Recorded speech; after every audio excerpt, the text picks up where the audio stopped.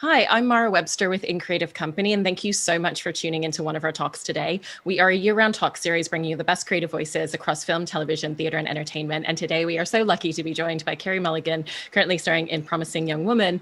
And the first thing I wanted to talk about was with Emerald, because she has such a beautifully specific vision in every minute detail in every scene throughout this film. And when you first signed on, a lot of that included sharing mood boards and even the playlist that she'd been listening to in writing the script. So how did a lot of those details help you to really intrinsically understand Cassie and some of the details of who she was going to be on screen early on? Well, I think it was a huge part of it because I think, and lots of the songs were actually written into the script, which was, amazing and very helpful. But I think it gave me a better sense of who Emerald was, more than it did Cassie, I think, originally, because it was, the script, there's a way of reading the script, it reads incredibly dark, and kind of punishing in places. I remember that one of the first things Emerald said to me when we met in person, she said, I'm not interested in making a film about a woman in a grey cardigan sort of staring out the window. This isn't that film. Those films are great, and there's a space for those films, but this is not that. And it's going to be colourful, and it's going to sound different, and it's going to look different. And so I think it just there was kind of a wit to it, and to the choices that she had made in terms of production and costume and makeup and music. It was all just very funny and very specific. And I think it sort of, what I was so blown away by was just she had this full vision. It wasn't like the script, one idea, and then she sort of had leanings, different sort of, it was like the whole world was built, and we were just sort of coming to play in it in kind of a brilliant way. Right. And that was even down to the fact that when you had those first conversations, it sounds like she would know if you're going to pick up an object in a scene, when that's going to happen, what that's going to look like, where the camera was going to be, and how it was going to be following. So with the fact that she also had so much minute detail early on about what the actions in a scene were going to be and the way that the camera was going to be telling that story, how did that really help you to figure out what a lot of those scenes were with already having that foundation so strong? I think it was, it's quite nice, but I think it's a sort of necessity when you're filming the way that we did, because we had 23 days. So it was very, I think the amount of planning and precision that went into it was so important. And I like working in those kind of parameters. And all of our scenes, the vast majority of the scenes are sort of just, one on one, me and one other actor. So it's sort of nice to have a little bit of there was one scene specifically where there was a sort of, I think Emerald knew how she wanted to shoot it, and she also knew the final image that she wanted to see, with the scene with Alfred Molina, the lawyer, and I end up sort of with my hand on him. And there's lots of kind of religious iconography in the film, but that was a moment where she really wanted to sort of see, something kind of symbolic, and I really resisted it at first. I was like, oh, I just don't think I'd ever get anywhere near him because I revile this man. And she was like, no, no, no, see if you can find yourself into that position. And usually that's so tricky because you sort of, it's hard to sort of push yourself, and you don't want to be put in a mark as an actor always. It's quite pretentious, but you always sort of want to be able to move where you want to move. But what was so brilliant about that was that she was bang on, visually, but also performance wise, because what really needed to happen was that he needed to get that close to her. And she needed to sort of lay hands on him to be able to forgive him, or to sort of force herself to forgive him. So it was one of those moments where visually as a director, and also emotionally, and from an acting perspective, I think because she lives in both worlds, she had the perfect note for that scene. But it was much the same in lots of the scenes in the film. And so much of the film for Cassie is about that friendship with Nina, even though she's not there. And I know that the two of you talked about what that relationship was, what that would have been like, what they would have been like when they were kids together. How did you think about it in terms of the person that Nina would have allowed Cassie to be, and the sides of her personality that she would have brought out? Because every friendship and every relationship brings out different sides of your personality and different characteristic traits. And there's possibly traits that she hasn't allowed herself to exude ever since losing her. I think, it was interesting. We always talked about it being in the reverse, that there were parts of her that, Nina was sort of probably more of she was a more, in my mind, Nina was always someone who was able to sort of say exactly what she thought and didn't mind about being rude to people. And had a great deal of self-confidence and, presented her in a way that reflected that.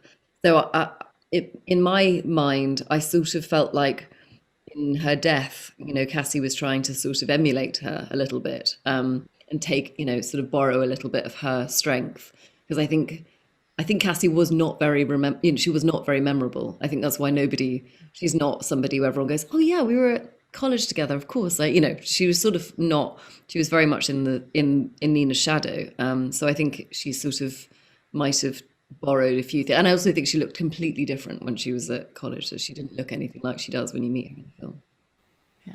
And when you step back and look at Cassie as a character, it's interesting because she's external in the sense that, she's not shy, she's very forthcoming, she partakes in a lot of dialogue with other characters, but she's internal in the fact that she doesn't allow anybody any glimmer of what's going on inside and what she's processing. So what was the unique challenge in really creating that dichotomy in her as a character? I mean, that was so much the fun of it, and it's nice because there's so many different ways of playing that throughout the film. I guess as the audience is let in a little bit more on what's going on, there's opportunities to sort of show the audience a little bit how she's feeling, like in the scene with Christopher in his apartment when he's sort of rubbing cocaine into her gums. There starts to be opportunities to be able to show the audience that actually she just wants to bite his fingers off. But yeah, that was so much the fun of it. And I think, what the most important thing therefore was the relationship with Nina, was that you always, because there was a risk, I think, and certainly the first instinct I had was, oh my gosh, I can't try and be funny, and I can't try and be sexy, and I can't try and be cool. Like all of the things that when you read the script, you think, wow, she's so cool and funny and sexy and, intimidating. And I was like, oh, I'm not any of those things. And I can't try to be, because otherwise it'll just be a disaster. So all I could do was try and be honest about her and who Nina was and what that relationship was and what the loss is that she's sort of grieving. Because for me, it was never helpful to think of it as a revenge film. It was always a film about grief, which is kind of, more my kind of an area I'm more comfortable in. But that felt, honest, and that she was, what she's looking for, forgiveness, how she's trying to process this loss. And so, having that, and the fact that Emerald and I were so close on that, we both knew all the details about Nina, everything that had happened around that event. It was always something that you could come back to very easily, whatever scene you were in. And with that scene that you were just mentioning with Christopher, it's really interesting to watch the sudden flip that you have to create in such an instant, because she has to take complete control of the situation, make it clear that she's in charge, and really change what that balance is, but also from a safety perspective to really protect herself and make him feel small in such a moment. So how did you really work out exactly what that dynamic was going to be in terms of the way that physically she was going to suddenly shift everything, the way that she talked to him was going to be different, and the way that she could take that very instant control away from him? Yeah, I mean, I think, he's somebody who is just loving the sound of his own voice. So I think her speaking, I think, would shock him. She barely says a word in any of these exchanges. She's just sort of that we were always very cautious, because we never want her to positively move the situation on. So she never sort of says yes, or she never says, she never leans in. I mean, the kiss in the first scene is sort of the most one-sided kiss in cinematic history, because he's just kissing her face and she's just practically asleep. And that was the same with the scene with Chris. So she's not really kind of engaging. So I think just the very fact that she's using her voice, and but I think also it was like about creating distance between the two of them, because I think she is in a hugely vulnerable, hugely dangerous position, and I think to sort of reestablish it, getting physically away from him, getting to the other side of the room, picking up some chips, it's a great power dynamic. You're always in charge if you're the one eating and the other person isn't.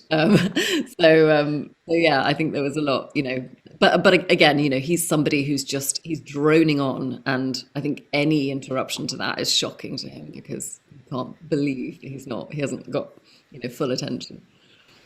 And there's tiny details that within the film that allude to the fact that not every single one of those encounters has gone her way, and that she has ended up in situations, and that they're very meticulously planned out in terms of problem solving ahead of time, all the different situations that could happen.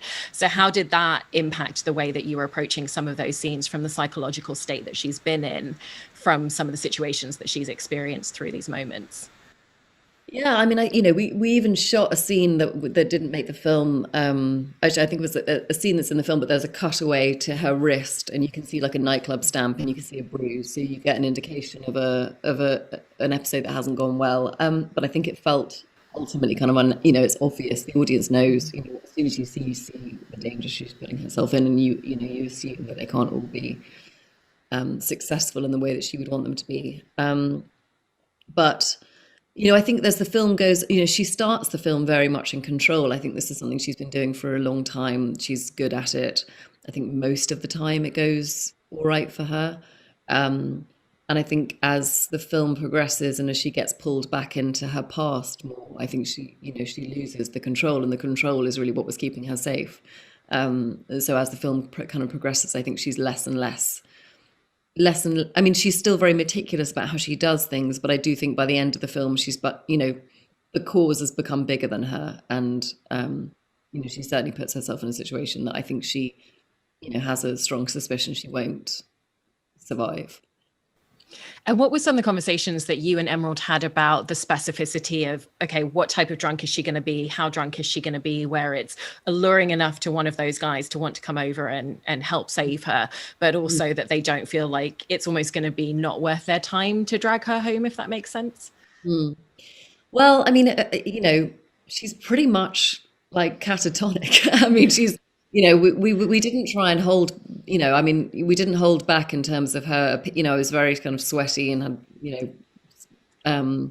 makeup kind of, dripping down from my eyelashes and in the first scene. And, she really is sort of, I think the only sort of, if he's trying to grab onto something, I think it's that she smiles, that she's not sort of, but everything else indicates that she's so far gone that, what he's doing is, so very clearly wrong. But we're seeing, he's seeing it through the perspective. And what was so brilliant about Emerald's direction was that she said to all of those boys, all of the men who came and played those nice guy parts, this is a romantic comedy and you're the lead and you're about to meet the love of your life. So none of them were playing it in a sinister way. I think if it was immediately sinister, if Adam Brody came on screen and you thought, ooh, nasty, you just don't, the audience, it wouldn't have had the same effect. I think, you need to feel that these are guys that we know, people that we like. But I think I think the intent with all of them was that she was completely, that she was trying to play somebody who was legless and, way, way, way, way far too gone, and there's no reason for anybody to be able to say otherwise. I was also really interested in the physicality and how you landed on a lot of those choices, because it's every single fiber of your body has to be completely convincing in those scenes for them. And it's, even the way that she holds her muscles down to her fingertips, the glassy-eyed look that you've got to have on your face, the type of eye contact that you're making. So how did you map out just figuring out what a lot of those elements were going to be? Well, I mean, we didn't really, which I think was, a result of not really having any rehearsal. And yeah, and also I guess, it sort of felt like what was amazing about the shoot was that it was so short and we didn't really have any time, but somehow it felt kind of spacious enough to be able to try stuff on set. So, we kind of went all over the map. And Emerald was very good at kind of pushing me kind of a bit further than I really wanted to go. And I just trusted her, so I knew that she wouldn't put it in the film if it wasn't good. But yeah, it all felt very that all felt quite instinctive, and I just had such great actors to work with. So when you've got a script like that, and then you get to sort of play in a room with Alfred Molina or Connie Britton, it's just it's just fun. It's just really it's so exciting, and I think it was nice to not have stuff too prepared in a way. We just sort of let it happen on the day. And I wanted to talk about the Connie Britton scene because one of the things that's so brilliant about the approach from both of your performances is the tone of your voices and the fact that you're actually both speaking to each other in incredibly gentle, soft voices. Cassie very much is asking her questions and setting a trap to lead her into it. And it really goes against that idea of, oh, women are overridden by their emotions, they become hysterical. And it's actually very controlled until it reaches that moment where she's really concerned about the safety of her daughter. Was that a really conscious choice where you were kind of like leaning more into like the depth of the tones of your voice and what that softness was going to be?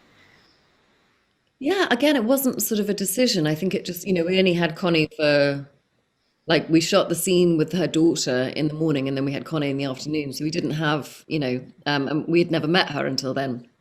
So she just came in and we started sort of running it, and Emerald didn't want to over rehearse it. And that's just sort of how we started to play the scene. I mean, I think, it was important for Cassie to, kill it with kindness a bit. You have to let her get to a place where she can't be defensive too quickly. Otherwise there's no, it's sort of over before it's begun. But no, that's just sort of how, and it's so much in the writing, I think, as well. Like it really did feel like one of those kind of mafia sit downs, though, that actually, if or some sort of negotiation where actually retaining control of your emotions is part of the power of it. That she's, and I think Cassie enjoys the fact that she's losing it, and that, but the person probably ultimately who feels more pain is Cassie in the end. I think even when she hears the dean saying, "You're right, look, you're right," it's sort of a empty victory. I think it's exactly what she wanted her to say. She wanted her to admit that she was wrong and that she should have, helped more in the time. But even as she says it, it's sort of heartbreaking because, what does it do now, really? She's, I mean, the whole film is about how revenge is essentially futile, but that moment is really kind of, it really speaks to that, because it's, the second she has exactly what she wants in this revenge plot, it feels like the worst thing she could have gotten. So yeah, I mean, I loved playing that scene. When I read the script, I just thought, oh, I can't wait to do that bit. And I was so excited when it was Connie Britton because I just adore her. So it was great. And whether it's kind of goading Connie's character into admitting that, or when she's breaking up with Ryan and she's getting him to admit certain things, like every single situation where she's talking to these guys, essentially she's setting a trap and she's asking them questions to get them to give the information and to give the answers that she knows are underneath it that they haven't really admitted to themselves. And it's really kind of like setting a little bit of a honey trap verbally as well. So was there kind of like an interesting dance in terms of the way that you figured out what that verbal dynamic was going to be and the way that the dialogue was going to flow in a lot of those scenes to gradually lead them into a trap in a way that feels really natural? Yeah, I mean, again, I think it's so much how Emerald wrote it. But I think the decision in the scene with Bo was to kind of lean into the that thing where like blokes love it if you're like, oh, I'm just such a moron. Oh no, baby, no, you're fine. Oh, darling, all that kind of stuff. And leaning into that, like, oh, I've been so stupid. Oh, poor me. Give me a cuddle, make me feel better. Be the big man that makes everything okay. And it just seemed like a really, fun way. Fun's the wrong word, but it was quite fun. But felt like a sort of. I think at that point to show him an ounce of emotion would have been wrong. I think she absolutely, the hatred and how the betrayal of what he's done is so huge that to even sort of to go in there and have some sort of emotional moment with him, tearful kind of breakup. I think just feel he doesn't even have that place in her world anymore. He's so beneath that. So that felt like how she would cope with it emotionally. I think it completely breaks her. You see that in the previous scene, but she won't let him see that for a minute. I think that was really important. That she's laughing in his face in that moment, like and giving him nothing. because he's what he's done is just beyond forgiveness for her. I also thought it was so interesting the way that throughout the film, Emerald's kind of described the stillness of Cassie. And when you take a step back and look at it, aside from the one scene with the car vandalism, there's a real stillness, even in the way that you hold yourself in a lot of scenes. And there's a lot of moments where you are actually barely moving. And it is kind of those dialogue driven moments that we were talking about before. Was that something that the two of you discussed, even having that physical stillness in a lot of moments and what that would represent?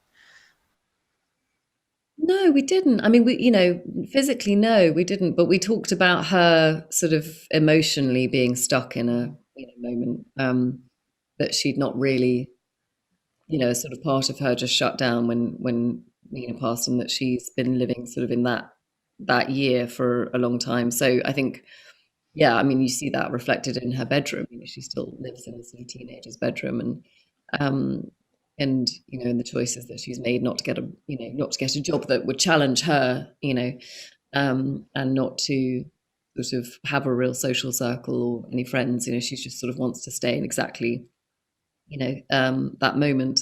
But physically, we didn't have that discussion. But I think there's something deliberate about it that is very her. That she's, that everything is premeditated. She's very rarely caught off guard.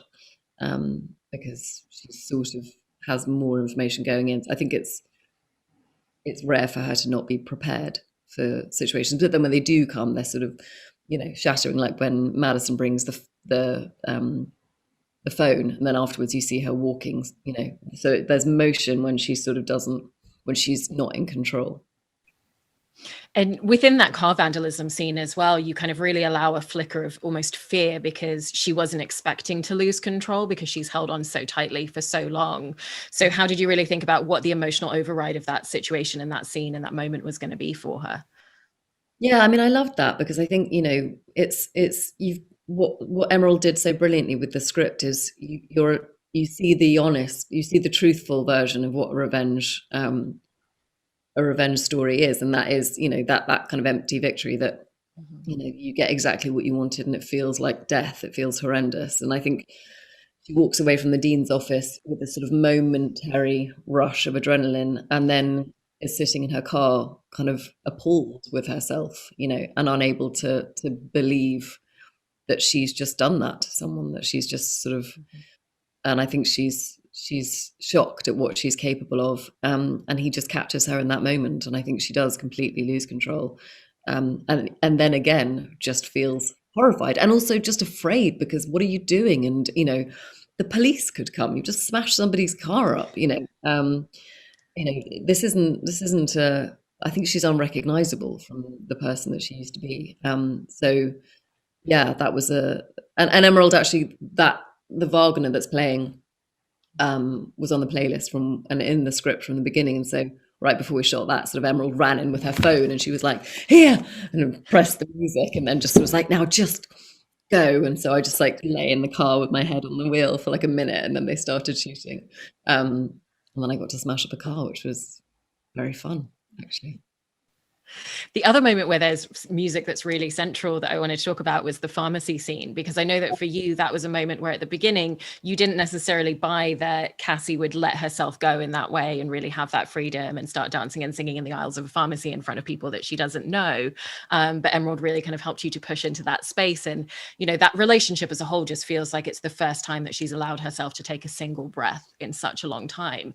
So how did you find who she was going to be in that moment and the way that she was going to let herself be free, but still carrying that essence of kind of control that she has underneath and who she's been throughout the entire film up to that point? Yeah, I did. I pushed back hard.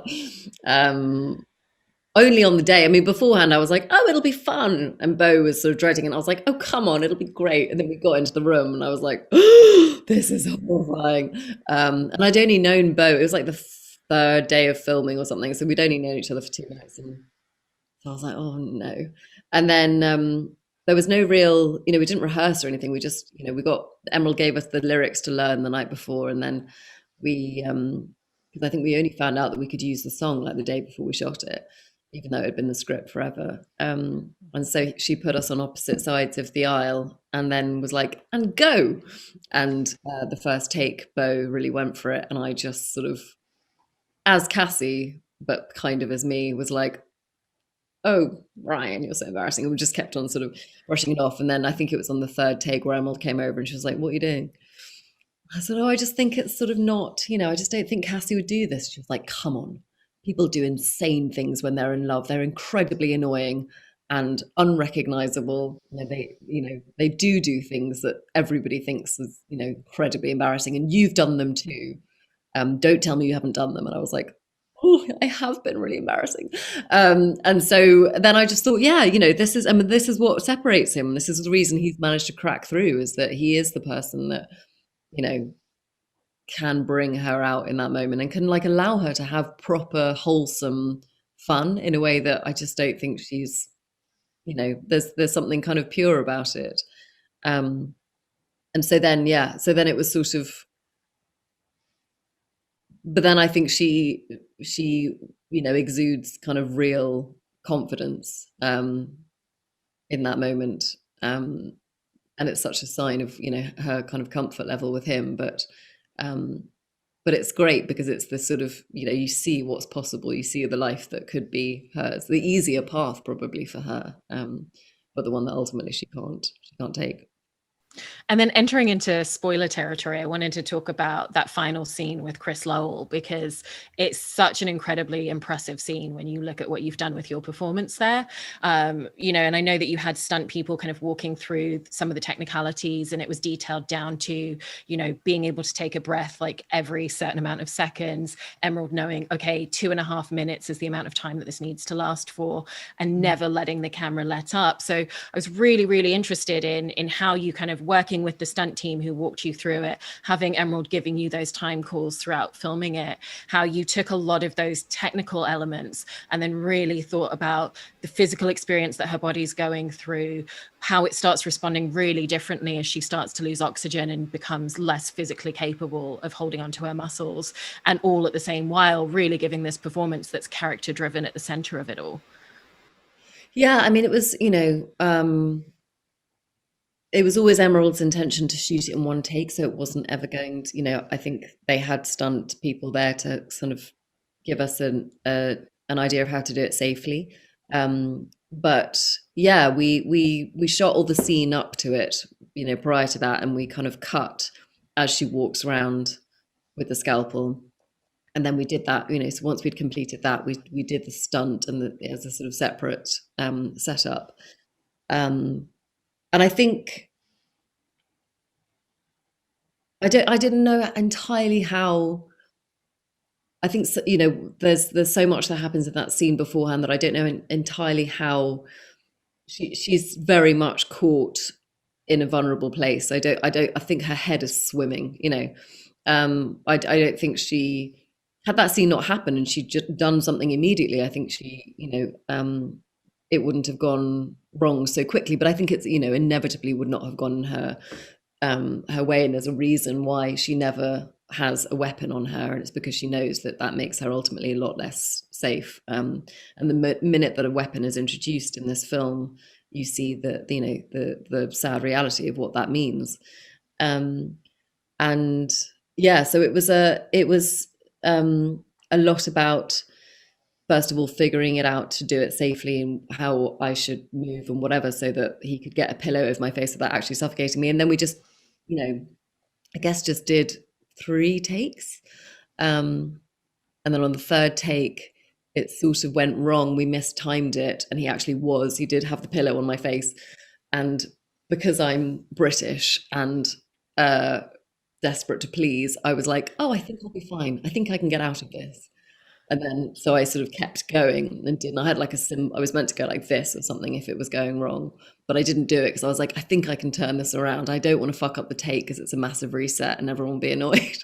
So for like 10 seconds, I was like, I can't breathe, but I think it's going to be, and then finally I was like, oh no, I really can't breathe.